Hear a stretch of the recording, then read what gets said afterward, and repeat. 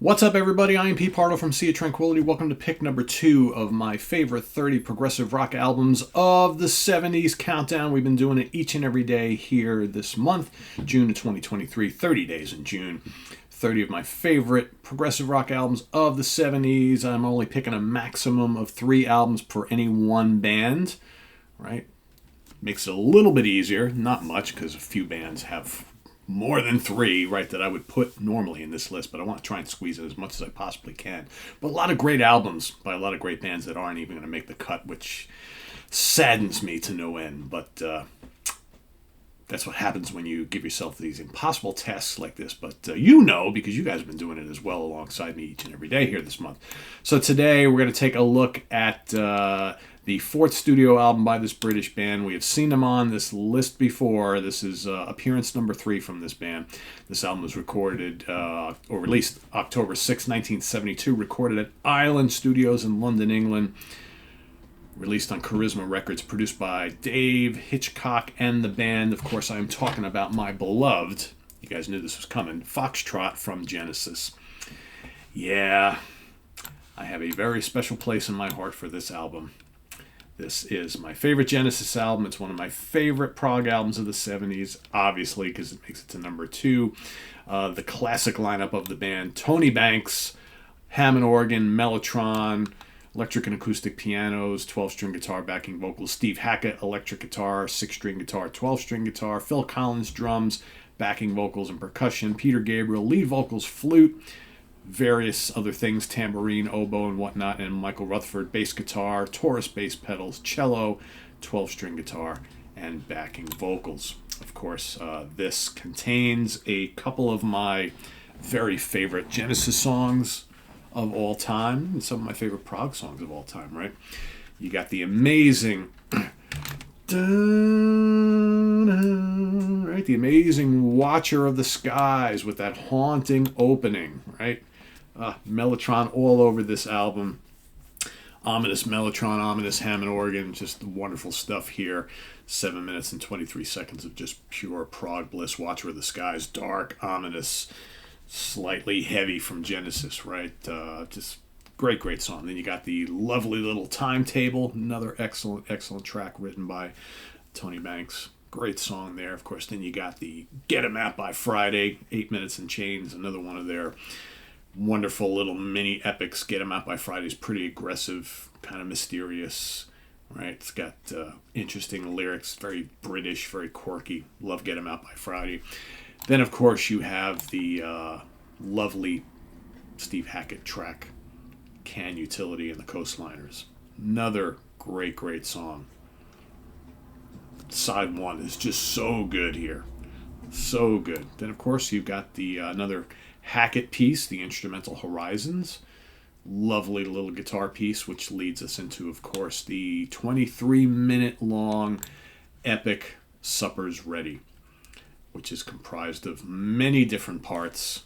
You know, originally when the band went into the studio, Supper's Ready was originally like all these separate pieces, and they decided to kind of put it all together into this one long epic track of immense storytelling, divided into all these different sections called Lover's Leap, The Guaranteed Eternal, Sanctuary Man, great stuff. Ichnaton and Itzakan and their band of merry men, How Dare I Be So Beautiful, Willow Farm, amazing. How about Apocalypse in 9/8? Just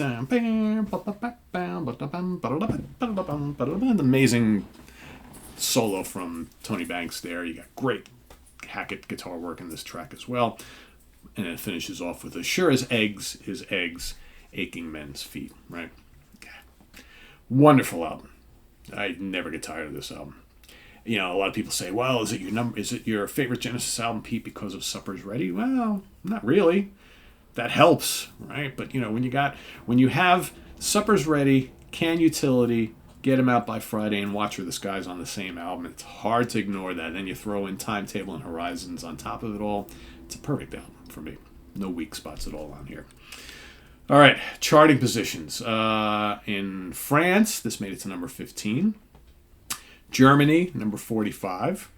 Sal, only up to 15 in Italia, right? But that's pretty good. Italy, right? We always know Genesis was early on. Genesis was catching on in Italy. The UK charts, number 12, did not chart at all here in the States. Right.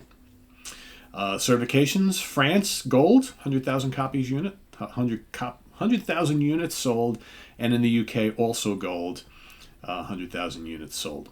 So, that's not a big seller for the band whatsoever, but still, it's early album, only their fourth album. Their big days would be yet to come.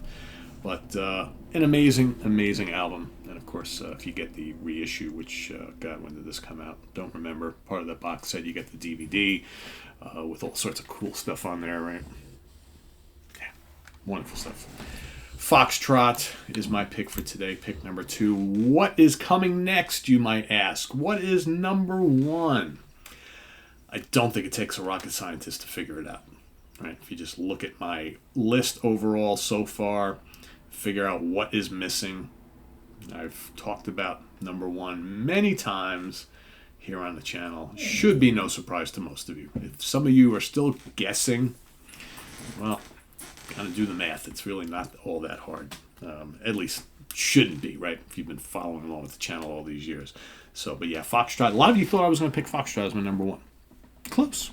It's really close. There's really not much that separates many of these picks here this month. I mean, that's the thing, right? These are all albums that I love very, very much.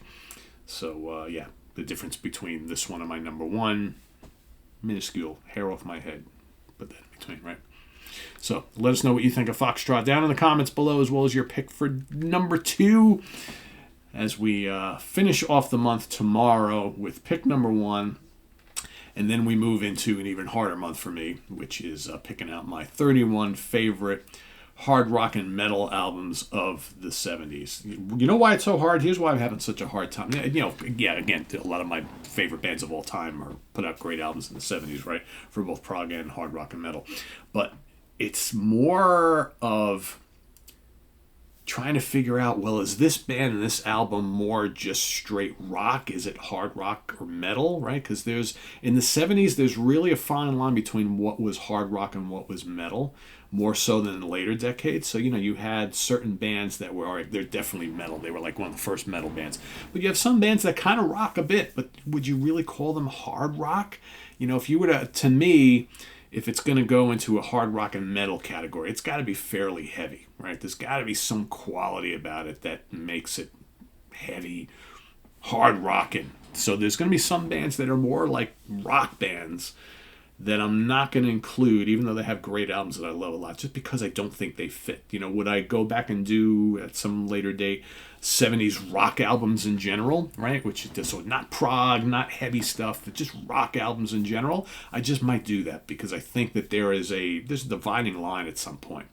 So there's certain bands, and I'll get into it like when I start the series, I'll get into why I included some bands and not others, right? So yeah, it's difficult. It's very. I've had to kind of relook over my list, and again, I think I talked about this the other day. There's certain bands and albums that I really love a lot, and they're major bands. But it's like, do I include them just because they're major bands? I went through the same thing in the '80s show. There's certain albums. I'm not going to get into it about the names of the bands yet, but there were certain albums by certain bands that were like mega albums, and I've always been into and I love a lot. They didn't quite make my cut, right? It's like, because 30 albums is not a lot. 31 albums is not a lot. And so you could really love an album a lot, but like 30 better, right? I mean, it's just the way it comes down. So I've got, there's a couple, I've already replaced one of them, but there's another one that I'm kind of like teetering on. And I'm just kind of like, well, this is a major band and this is a major album and I love it. But I think I love another album by a not so major band more, right? So you gotta go with your favorites, right? Because that's what this is. This isn't the top, right? The best or the best selling, right? These are our favorites. That's why we're picking them. So I think I've got to get over this whole, well, it should be there, as opposed to it's the right choice to be there, right?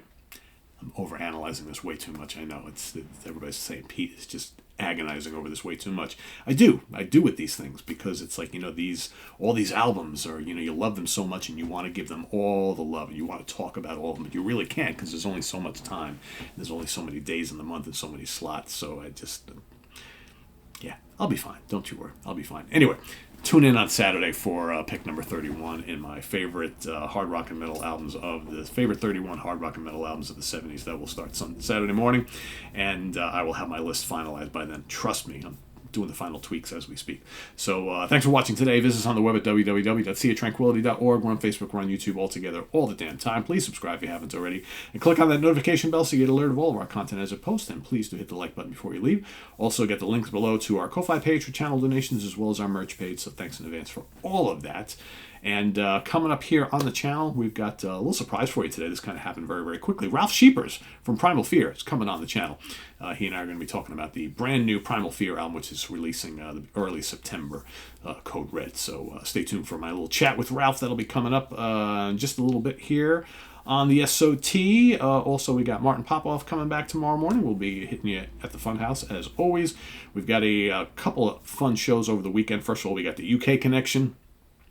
We're doing a ranking the songs on a classic album. That classic album is Huey Lewis and the News, Sports, right? Fun show. We just recorded that yesterday, and that was loads of fun. So kind of an unusual choice for something here on the channel, but a fun episode nonetheless. So don't miss that on Saturday afternoon here in the States, evening in the UK. Sunday, I'll be ranking the albums of a somewhat unknown, obscure 70s band from the Vertigo label, Gravy Train, right? Progressive rock band from the UK. Very cool band, right? Only have a handful of albums, so I'll be ranking those on Sunday. We've got great ranking shows coming up. We've got Fu Manchu, we've got Blood Ceremony, we got Monster Magnet, we got all sorts of stuff in the works. The Sly and the Family Stone, all sorts of cool things coming for the Ranking the Album show in the not too distant future. Winery Dogs. So we're gonna be all over the map style wise for Ranking the Album shows in the coming weeks and months. So stay tuned for that. And what else? We've got a very cool show.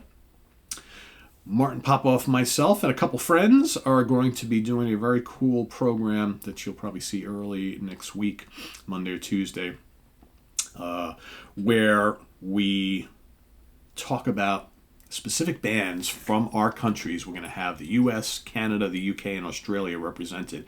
Certain bands that made it pretty big here, but didn't do much of anything anywhere else, right? So those bands that just were popular back home, but nowhere else, that we're doing next week. We're also doing a really, really fun show.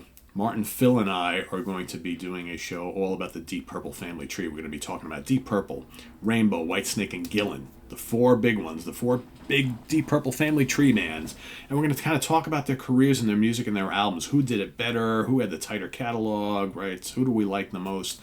We'll be kind of talking about those four bands together. So Phil Aston and Martin Popoff and myself will be doing that. That'll probably be slotted in early next week. So and there's no Hudson Valley Squares next week. We've got the July 4th holiday weekend here in the States, so we'll have no normal programming Monday and Tuesday, other than some of these special things that we're doing. So the Hudson Valley Squares will be coming back on July the 17th, right? So we got a little bit of a break in there from the Squares, but they'll be coming back. We'll be coming back. Don't you worry. Got a fun show planned for you the next time around. So till then, thanks for watching, everybody. Take care. We got other things coming up. Karen La Preziosa and I are getting ready for our next episode of It's All About the Fuzz. We've got, excuse me, we've got the next episode of 4 Fusion Friday coming up next Friday. That's happening as well.